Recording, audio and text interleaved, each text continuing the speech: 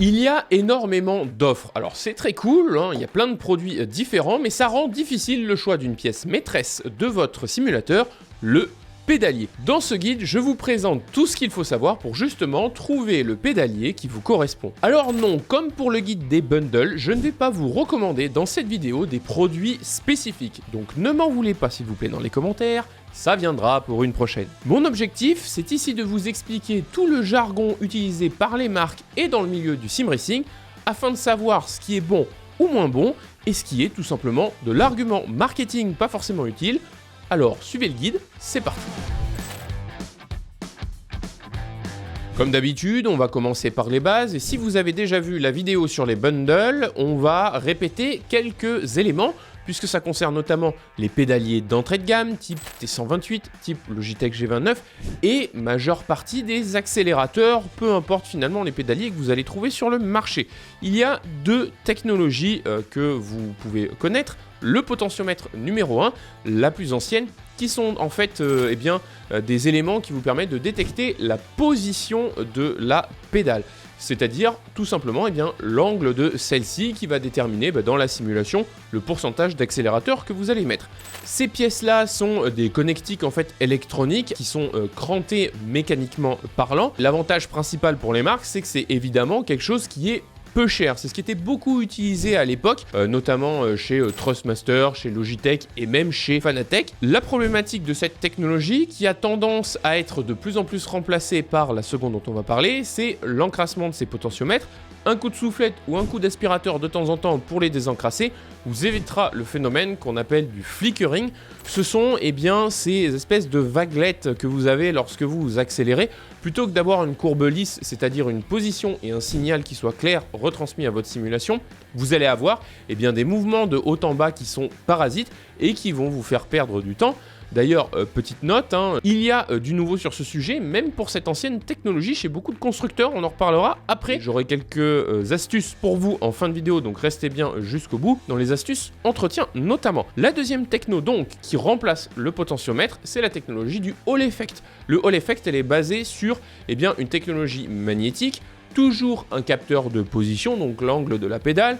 Le seul truc ici, c'est qu'on remplace les éléments mécaniques, crantés, qui peuvent à un moment donné s'éroder un peu à l'usage, par les aimants, et pour le coup, la technologie est plus précise, elle est plus fiable et elle est moins demandeuse à l'entretien. Même sur des petits pédaliers de base type T128 ou même le T98 qui est sorti récemment chez Trustmaster, donc on parle d'un bundle à même pas 100 €, c'est cette technologie qui est utilisée et qui devient le standard et la norme sur la majorité des accélérateurs. D'ailleurs, c'est pas un hasard, je vais vous prendre l'exemple de Fanatec notamment, avec son pédalier CSL Elite. Le CSL Elite V1, sur l'accélérateur, utilisait du potentiomètre, et ce qui était souvent une vraie problématique de pédalier lorsque on était au F1 eSport, on changeait 2 à 3 fois dans l'année de potentiomètre, mais avec le V2, maintenant, la technologie Hall Effect est utilisée, ce qui a beaucoup fiabilisé ce pédalier côté accélérateur notamment. Exemple donc que chez les marques, c'est en train de changer. Sur le pédalier, maintenant, la pédale maîtresse de celui-ci, c'est vraiment le frein. Et il y a différentes technologies quand on commence à monter en gamme côté matos, pas forcément en se ruinant. Et la première techno dont on va parler, dont vous avez forcément entendu parler, à moins que vous viviez dans une grotte, c'est la technologie load cell. Alors, le load cell, c'est quoi? C'est un capteur de pression, c'est-à-dire qu'il va calculer ce que vous allez mettre dans votre jambe et dans votre cheville et renvoyer un signal à la simulation. Il ne prend pas forcément en compte uniquement la position de la pédale. Et ça, je le répète souvent, maintes et maintes fois à travers de nombreuses vidéos, notre cerveau est mieux programmé à une mémoire musculaire plutôt qu'à une mémoire positionnelle. Autrement dit, vous allez gagner en constance et vous allez gagner en précision parce que vous allez être capable de répéter plus facilement le mouvement, de le mémoriser. Bref, que vous soyez finalement sur console, joueur débutant, intermédiaire ou pro, un load cell en général, c'est ce qui va vous permettre de gagner en performance. Attention, c'est pas la seule techno, on va en parler d'autres plus tard, mais c'est de très loin la plus répandue et qui devient de plus en plus accessibles aujourd'hui. Maintenant, tous les lots de sel ne se valent pas. Parmi les caractéristiques techniques, la plus classique, j'ai envie de dire, et la première, c'est la capacité du capteur. Alors, ça se mesure en quoi? Ça se mesure en général en force appliquée en kilos. Un lot de sel de 50, 75, 100, parfois jusqu'à 200 kg, c'est tout simplement la force maximale que vous allez pouvoir appliquer sur la pédale et que le capteur va être capable de retranscrire. Plus vous en avez, plus vous pouvez en mettre. Maintenant, attention, un lot de sel de 200 kg, l'idée c'est de reproduire le freinage par exemple d'une Formule 1 ou d'une monoplace. Sauf que quand vous êtes en sport auto en réel, vous avez non seulement la force que vous appliquez, mais vous avez aussi toute l'inertie de votre corps qui se projette vers l'avant lors du freinage et qui vous donne une force supplémentaire. Donc avoir 200 kg dans un simulateur statique, ça sert finalement pas à grand chose. Il faut le voir un peu comme pour les bases qui peuvent avoir jusqu'à plus de 15 Nm. L'intérêt, ça va être sur les pics de freinage, du coup d'avoir un lot de sel plus important pour atteindre ce 100% et l'attaque de pédale qui va être pour le coup purement subjectif selon vos préférences, tout comme c'est le cas pour un direct drive ou un plus de 15 Nm, va pas forcément vous apporter plus de performance qu'un 8 Nm, c'est simplement la plage d'utilisation qui est plus large selon votre profil et votre niveau.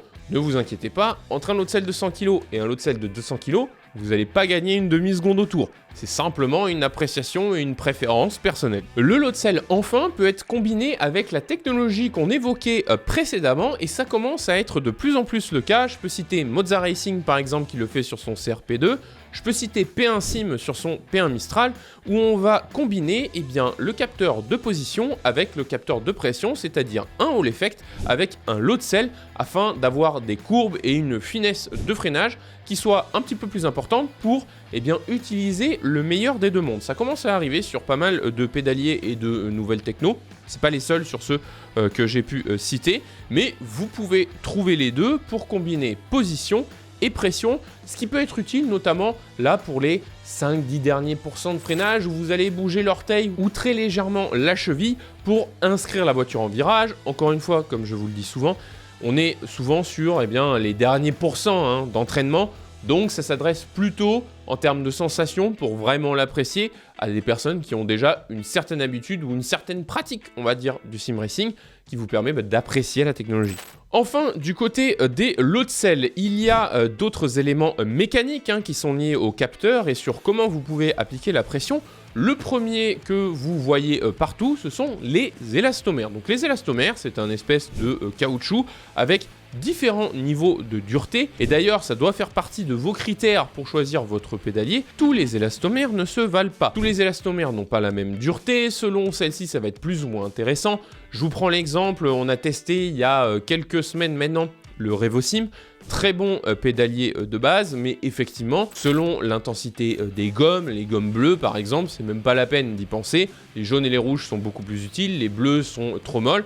C'est un exemple parmi d'autres que vous pouvez dériver sur d'autres pédaliers. Vous pouvez trouver dans les caractéristiques techniques les différents élastomères qui sont disponibles. Au-delà des élastomères, électroniquement, vous pouvez régler via le Brake Force ou BRF. C'est présent et ça a été amené notamment par Fanatec. C'est le cas sur le Logitech RS50 par exemple, où vous pouvez régler l'intensité du freinage de manière purement électronique. Vous pouvez le faire par exemple sur des simulations comme iRacing également pour régler cette intensité-là. Ça vous permet d'avoir une plage d'utilisation là aussi augmenter au-delà de la mécanique de l'élastomère. Pour conclure sur l'élastomère, il y a autre chose. Selon les constructeurs, il y a deux approches. Soit les élastomères sont des élastomères standards que vous pouvez trouver sur le net, sur Amazon, c'est-à-dire que vous avez un simple fournisseur qui va donner au constructeur les élastomères. Je vous prends l'exemple, c'était le cas par exemple de Venim ou des tout premiers pédaliers pro de chez Ushingwelt, où vous aviez ces espèces de gommes vertes un peu transparentes. Et là, pour le coup, ça veut dire que il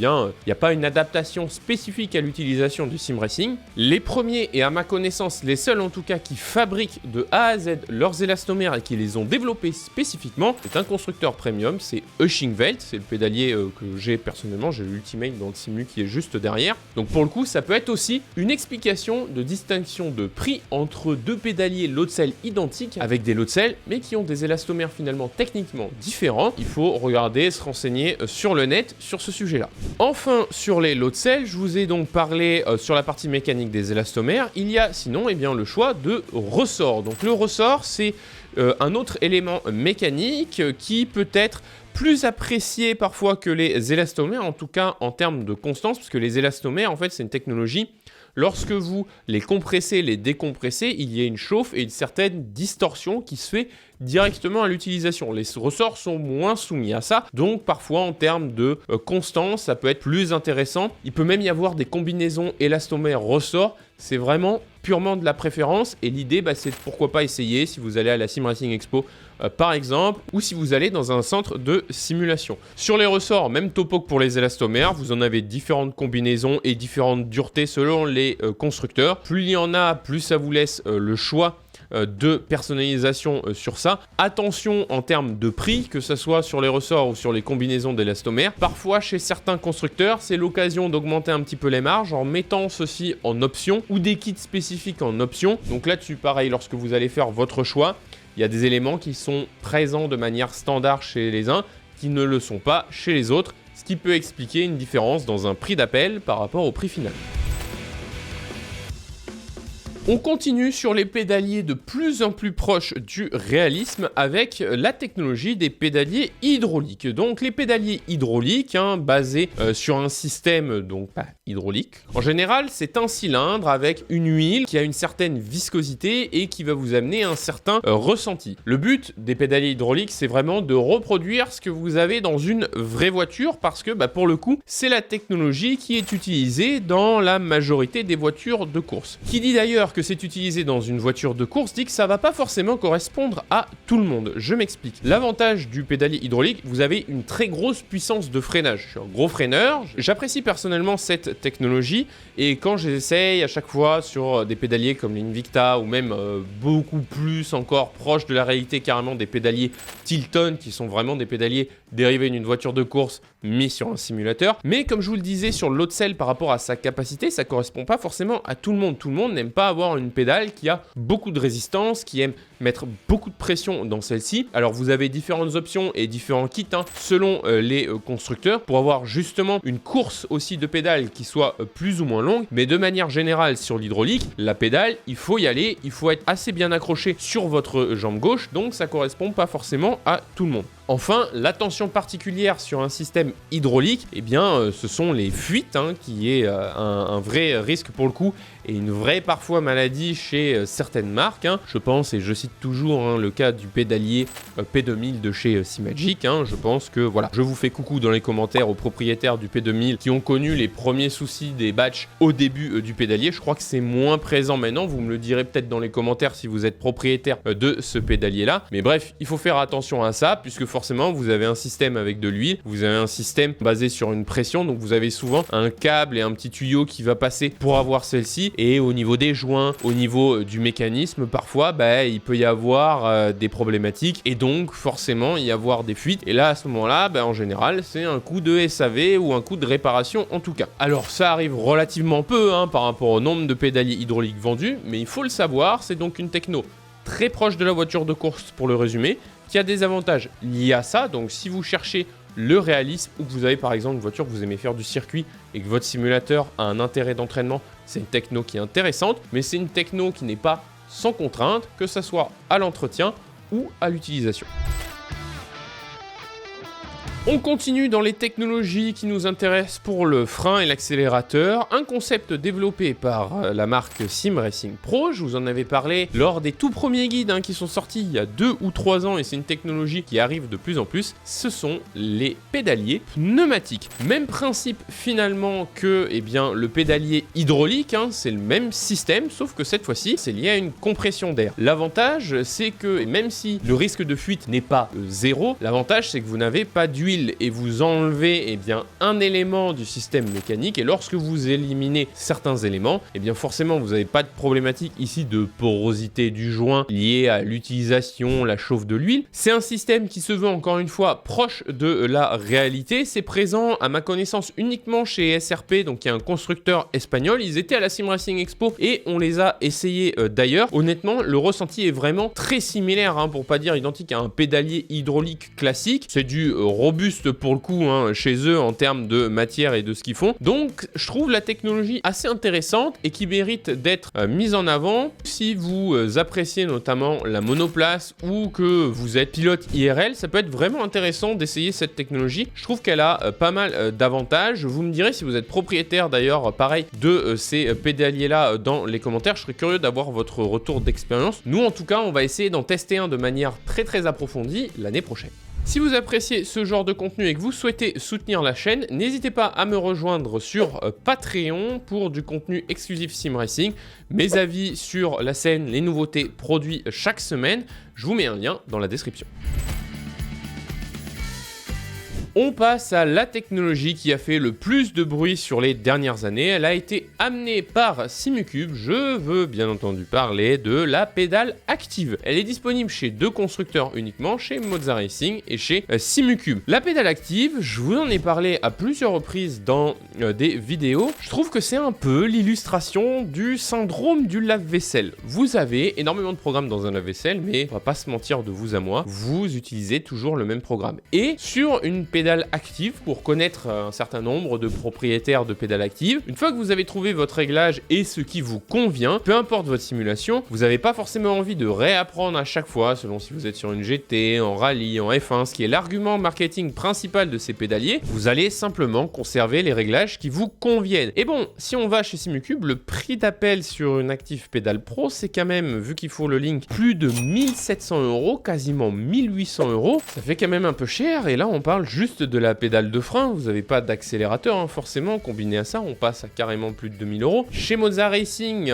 on est sur des prix plus raisonnables, la pédale active est à 900 €, on est un peu moins bien que la pédale active de chez Simucube, même si ça reste une très bonne pédale active également. Donc bon, c'est un jugement à faire, je suis toujours un peu partagé sur la pédale active, je trouve que c'est super intéressant par contre pour un usage professionnel. Vous êtes pilote professionnel, vous roulez de manière réelle et vous voulez répliquer vraiment ce que vous avez dans votre voiture. Typiquement, il n'y a pas meilleure technologie qui vous permet de régler au détail de A à Z tout ce que vous voulez juste par du software. Et c'est l'intérêt principal, c'est que contrairement aux autres pédaliers, où pour régler ceci, on va en parler d'ailleurs dans la partie réglage, vous avez différents outils à utiliser pour l'angle de la pédale, pour la hauteur par exemple des pads de la pédale, la course de la pédale et tout un tas d'autres éléments. Là, vous pouvez vraiment tout faire en un clic sur une pédale active. Mais bon, vous passez quand même sur un pédalier qui vaut 2 à 2,5 fois plus cher qu'une technologie par exemple hydraulique chez des constructeurs comme Conspeed ou même par rapport à un très bon lot de sel, vous êtes même à 2,5 fois le prix. Donc là-dessus, attention à l'argument marketing, pensez à le tester. La pédale active pour moi est très utile sur le frein, sur l'accélérateur, bon, je trouve ça un peu cher. Après, comme je l'évoquais sur les bundles consoles récemment, chacun est libre de faire l'achat qu'il souhaite et mon but c'est pas de vous décourager ou de vous dire c'est pas bien d'acheter une Active Pédale, même si vous êtes débutant ou vous voulez vous faire plaisir. Pas du tout. Je cherche simplement à recentrer la position de la pédale active et son utilité fondamentale, comme pour, on va dire, le passage du lot de sel à de l'hydraulique ou du pneumatique ou à la pédale active. Quand vous avez un bon pédalier, c'est pas ce qui va vous faire gagner une demi-seconde ou une seconde au tour. Il vaut mieux bosser vos techniques de pilotage en coaching plutôt que d'aller claquer 1500 € dans un pédalier. Comme on le dit toujours, le matériel ne fait pas le pilote.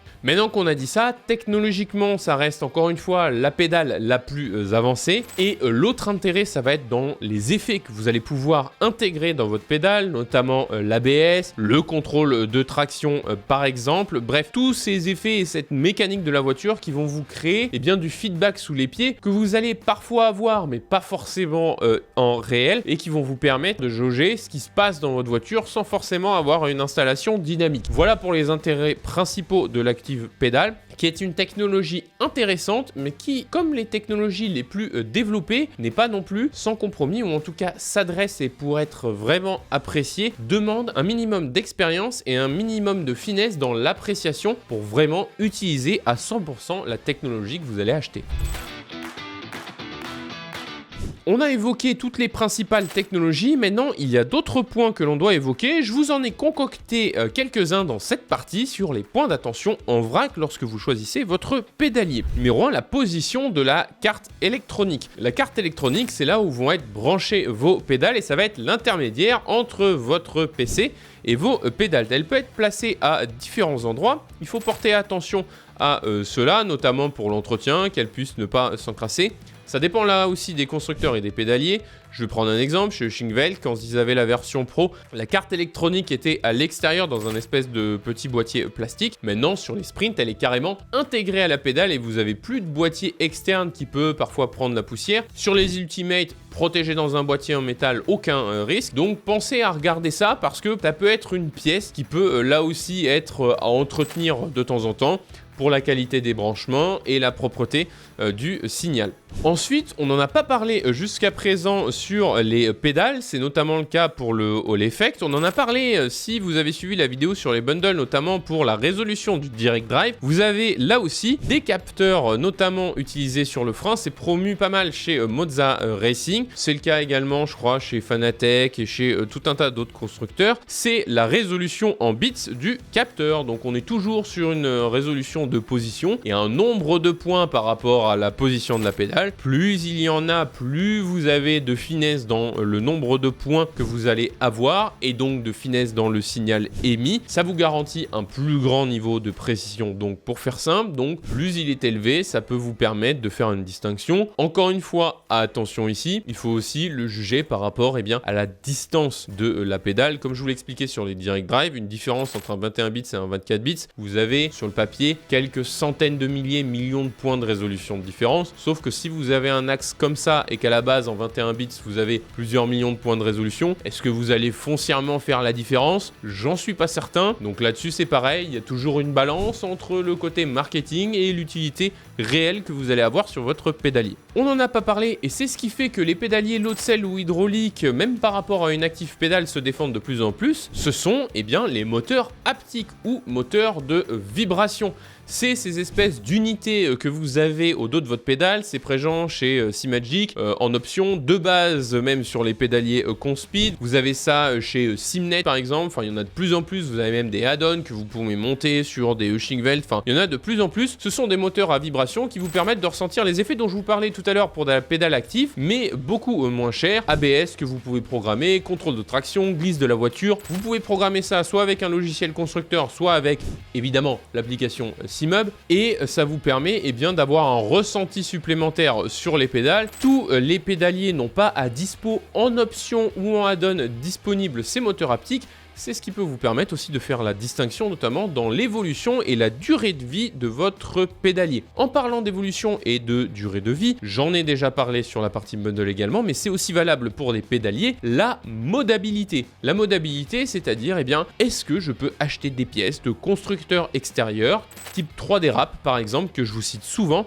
pour améliorer mon pédalier. Typiquement, acheter un élastomère différent, acheter un ressort différent, acheter par exemple un pad de pédale qui peut être différent de ceux du constructeur. Attention sur ce sujet-là, notamment si vous avez des pédaliers d'entrée de gamme où vous allez avoir plus de montage, démontage qui vont être à faire. Ça peut parfois faire sauter les garanties, donc soyez juste vigilants, ou si vous avez un pédalier qui est de toute façon plus sous garantie, vous avez plus ce problème-là. À regarder ça sur les conditions générales des constructeurs et des produits que vous allez acheter, mais pour le coup c'est ce qui va faire la différence, et notamment lorsque vous allez acheter des produits d'entrée de gamme, ça va faire une vraie différence, et je vous conseille toujours d'avoir des modèles qui sont suffisamment populaires, parce que par définition des modèles populaires ont plus de constructeurs et plus de technologies disponibles, plus facile aussi sur le marché de l'occasion, et donc plus de modabilité, c'est souvent corrélé et c'est assez logique. Plus vous en avez eu de vendus, plus vous en avez qui souhaitent les personnaliser. On n'en a pas parlé non plus, c'est vrai, car je concentre sur l'accélérateur et sur le frein, mais on n'a pas parlé de l'embrayage. L'embrayage,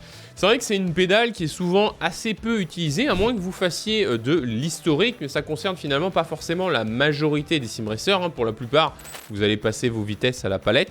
Ça peut être intéressant si vous faites de l'historique ou si vous faites parfois même du rallye en historique. Tous les pédaliers et les pédales ne se valent pas et ça va être le point de patinage qui va faire la différence. Point de patinage qui se fait de manière mécanique, un jeu entre ressort, poulie, ça reste pour le coup la pédale un peu mal aimée des constructeurs, bien que l'option peut quand même être relativement coûteuse. Donc là-dessus, pensez à regarder, pensez à vous renseigner. Finalement, bon an mal an, c'est presque la pédale active que je trouve la plus intéressante sur l'embrayage, si c'est vraiment un point d'attention que vous avez, parce que là, pour le coup, vous allez vraiment pouvoir reproduire avec finesse tout ce que vous souhaitez sur celle-ci. Point super important, et là, je requiers toute votre attention dans ces points en vrac, j'en ai parlé souvent, c'est la compatibilité. Oui, vous avez raison au fond de la salle. Merci pour ceux qui ont suivi les dernières vidéos. La compatibilité ici des pédaliers, je ne parle pas forcément d'une compatibilité liée à votre constructeur, parce que si vous vous intéressez à l'achat d'un pédalier, c'est un achat spécialisé, vous cherchez à aller pièce par pièce dans votre simulateur. Non, ce que je veux dire, c'est plutôt la compatibilité sur les simulations. N'allez pas acheter du matos super spécialisé, comme par exemple, je vous ai cité tout à l'heure, SRP avec son pédalier pneumatique, ou même parfois des constructeurs comme Ushingwelt, pour rouler juste sur F1.25.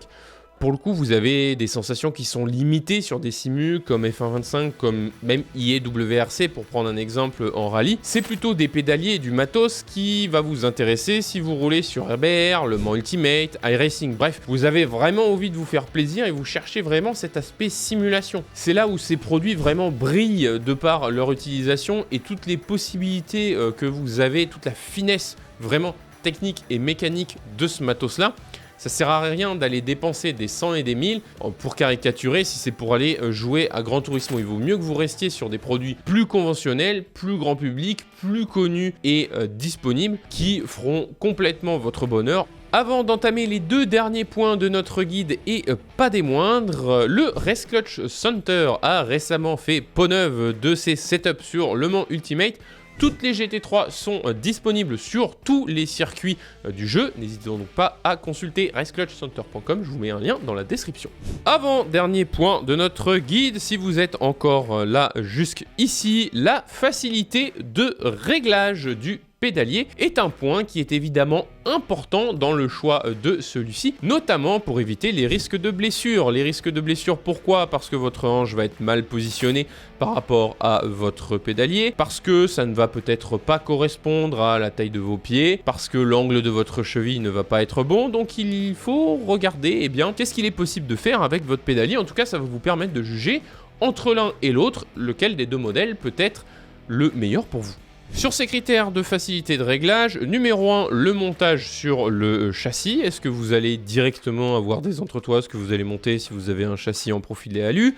Est-ce que les visseries sont fournies sur le pédalier en question ou est-ce que vous allez devoir les acheter en complément pour le monter sur votre simulateur? Deuxième point, le réglage en inclinaison des pédales, ça notamment pour les chevilles, avoir des chevilles trop relevées.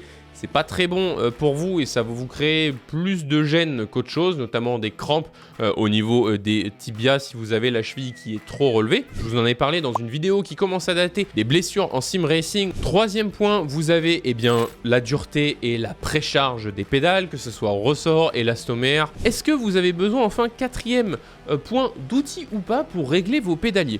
De plus en plus de pédaliers qui sortent récemment, on en a parlé d'ailleurs sur les Podium Pedals qui ont été révélés à la Sim Racing Expo, vous permettent des réglages à la volée sans avoir aucun outil et pour le coup c'est vrai que c'est quand même bien pratique. C'est un agrément à l'utilisation qui peut faire la différence si vous êtes plus ou moins bricoleur. Cinquième point, je l'ai évoqué tout à l'heure, la position de la plaque de pédale et la possibilité de changer les plaques de la pédale. Donc là où vous allez poser votre pied, qualité du grip, aisance par rapport à votre pied, tout simplement, notamment si vous jouez en chaussettes. C'est important d'être confortable pour pas aller vous blesser. Autre critère, le sixième, est-ce qu'il y a besoin d'acheter une base plate en plus ou pas, ou des heel rest par exemple, donc des reposes talons pour le heel rest. Et là, attention au prix, parce que certains pédaliers proposent des base plates de base, et donc vous n'allez pas avoir d'augmentation de prix. Par contre, des base plates supplémentaires, ça peut vite vous faire prendre 50, voire même plus de 100 balles sur un pédalier, et faire une réelle différence en termes de prix sur les options. Je vous l'évoquais tout à l'heure en début de guide, et ça, ce point-là de la base plate, notamment par rapport au montage sur votre simulateur, ça peut être un critère de choix. Enfin, dernier point sur la facilité de réglage, réglages, attention à la dimension de la pédale selon votre taille de pied et votre utilisation. Team chaussettes ou team chaussures, vous me le direz dans les commentaires, mais la taille et la hauteur de la branche, comme on l'évoquait tout à l'heure, la dimension des pads, c'est autant d'éléments qui vont vous apporter un confort à l'utilisation au quotidien et de manière très transparente. Tous les lots de selle aujourd'hui de grands constructeurs, même sur des pédaliers hydrauliques, vous allez arriver à avoir en réalité des sensations qui sont très similaires. Donc vraiment, ce côté position, ce côté aisance devient, je trouve, de plus en plus important dans le choix d'un pédalier parce que c'est ce qui va faire votre utilisation au quotidien et votre appréciation de votre pédalier.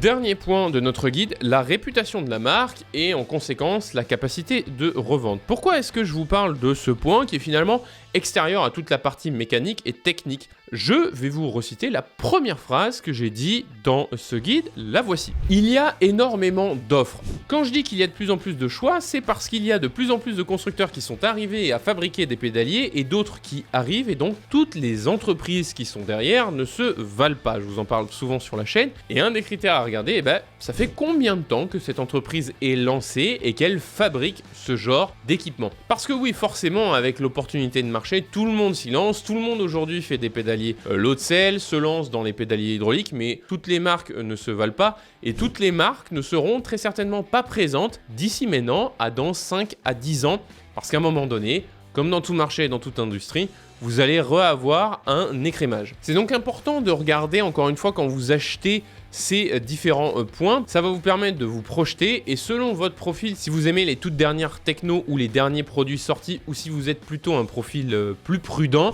j'ai l'impression de vous faire un conseil en investissement alors qu'on est sur des pédaliers sim racing quand je vous dis ça, mais bref, ça va vous permettre de distinguer là aussi entre un pédalier A et un pédalier B, celui que vous allez préférer. Autre critère, y a-t-il beaucoup de reventes d'occasion? Alors là-dessus, il y a deux manières de l'interpréter. Soit il y a beaucoup de reventes d'occasion parce que le produit était pas bon et les gens cherchent à s'en débarrasser, soit il y a de l'occasion disponible parce que c'est un produit qui est populaire, qui a eu beaucoup de reventes et donc les gens cherchent plutôt à évoluer. Je vous renvoie là-dessus vers le guide matériel de l'occasion qu'on a partagé un peu plus tôt cette année. Troisième question à vous poser, est-ce qu'il y a des revendeurs au-delà du site de la marque? Et ça, c'est un critère qui est de plus en plus intéressant aujourd'hui parce qu'avec la croissance du marché du sim racing, il y a de plus en plus de revendeurs qui se sont lancés et c'est un bon critère parce qu'un revendeur, pour le coup, il cherche à vendre des produits et donc s'il cherche à vendre des produits, il va chercher à présenter des produits qui sont finalement populaires, qui fonctionnent, enfin bref, qui vont faire vivre son shop. Et donc ça vous permet d'avoir un critère d'appréciation chez les revendeurs. Si un produit est en général populaire chez les revendeurs, ça veut dire qu'il y a du monde, donc potentiellement par rapport à l'occasion, comme je vous le disais tout à l'heure, il y a du matos de disponible également si vous cherchez à faire de bonnes affaires et que c'est un produit qui est apprécié par la clientèle, donc normalement de bonne facture. D'autres clients l'ont adopté, donc pourquoi pas vous. Et enfin, le dernier point, et c'est ce pourquoi vous êtes d'ailleurs très certainement abonné à cette chaîne. Si ce n'est pas le cas, n'hésitez pas à activer la cloche de notification. Est-ce qu'il y a beaucoup d'avis sur le produit sur Internet? Reddit, YouTube, bref, les réseaux sociaux, que ça soit de créateurs de contenu ou de clients qui partagent leur avis sur Internet. N'hésitez pas à consulter ça sur les points positifs comme sur les avis négatifs. Et maintenant, avec ce guide complet, vous avez tous les critères et tous les points d'attention pour faire votre choix. C'était un peu long, mais j'espère que celui-ci vous aura été pratique. Et d'ailleurs, maintenant que vous savez choisir votre pédalier, vous allez peut-être vouloir choisir une nouvelle simulation pour Noël. Je vous conseille d'aller regarder la vidéo juste ici où je vous parle de Project Motor Racing que j'ai testé à la Sim Racing Expo.